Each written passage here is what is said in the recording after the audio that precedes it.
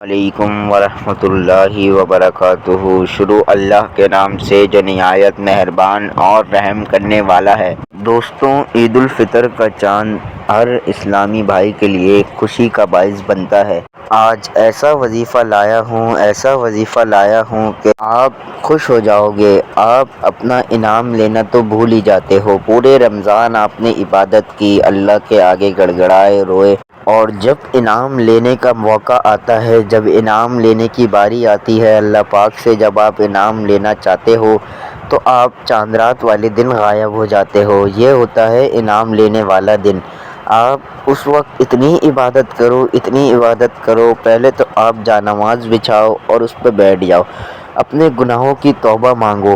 یہ انعام لینے والا دن ہے۔ چاند رات کا جو دن ہوتا ہے میرے دوستوں، وہ انعام لینے والا ہوتا ہے۔ آپ یہ دیکھو میرے دوستوں کہ آپ شاپنگوں پہ نکل جاتے ہو، اپنے بازاروں میں نکل جاتے ہو، آپ پورے 1 سے لے کے 29 تک 25 تک جتنے بھی روزے ہوں عبادت کرتے ہو، تراویح پڑھتے ہو۔ آج جب تحفہ لینے کی بات آتی ہے، اللہ پاک سے تحفہ لینا ہوتا ہے، تو آپ غائب ہو جاتے ہو۔ یہ تو وہی بات ہو گئی کہ ایک مزدور پورے دن مزدوری کرے، پورے دن محنت کرے، عظمت کرے، اور جب اس کی مزدوری لینے کی باری آئے تو وہ غائب ہو جائے۔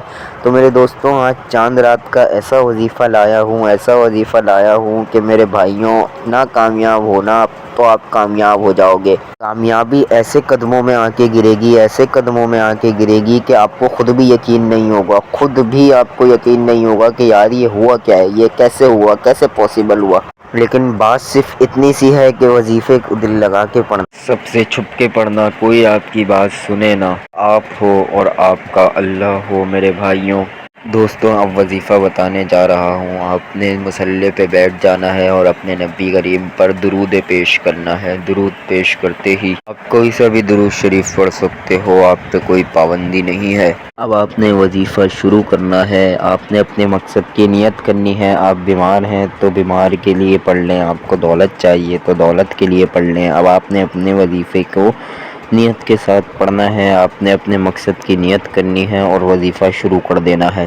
آپ نے وظیفے کا آغاز کرتے ہی اپنی آنکھوں کو بند کر لینا ہے کہ دنیا سے آپ کا کوئی تعلق نہیں ہے اور آپ کا دنیا سے کوئی تعلق نہیں ہے۔ آپ نے پہلے نمبر پر لا حول ولا قوت الا باللہ کو پڑھنا ہے۔ لا حول ولا قوت الا باللہ۔ آپ لا حول ولا قوت الا باللہ کو ہاتھ کی انگلیوں پہ پڑھ لیں، تسبیح کے دانوں پر پڑھ لیں۔ آپ نے صرف اور صرف 11 بار پڑھنا ہے۔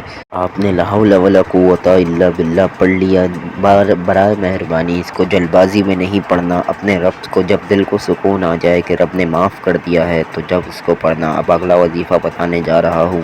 اب آپ نے دوسرا وظیفہ صرف 10 بار پڑھنا ہے، اور 10 بار کا مطلب 10 بار ہی پڑھنا ہے۔ آپ نے 10 بار سورہ اخلاص پڑھنی ہے۔ آپ نے 10 بار سورہ اخلاص پڑھنی ہے۔ دوستوں، یہ وظیفہ ہر کوئی نہیں بتاتا ہے، میں ہی بتاتا ہوں صرف۔ آپ سورہ اخلاص پڑھنے کے بعد اپنے 10 حاجات کو لے کے بیٹھیں گے تو وہ تک قبول ہو جائیں گی، لیکن دوستوں آنکھیں بند کر کے اور دنیا سے دور رہ کے پڑھنا ہے یہ وظیفہ۔ اب آج کا تیسرا اور آخری وظیفہ جو اس کی بیک بون ہے، جو کہہ لو جس کے بغیر یہ دونوں وظیفے نامکمل ہیں، آپ نے آخر میں پڑھنا ہے۔ آپ نے صرف اور صرف یہ 15 بار پڑھنا ہے۔ بہت ہی آسان وظیفہ ہے، صرف اور صرف 15 بار پڑھنا ہے یہ۔ الحمدللہ یا ربی، الحمدللہ یا ربی پڑھتے دوران آپ کو خود محسوس ہوگا کہ آپ کامیابی کے راستے کی طرف چلے گئے ہو۔ دوستوں، بہت شکریہ، آپ سب کو عید مبارک۔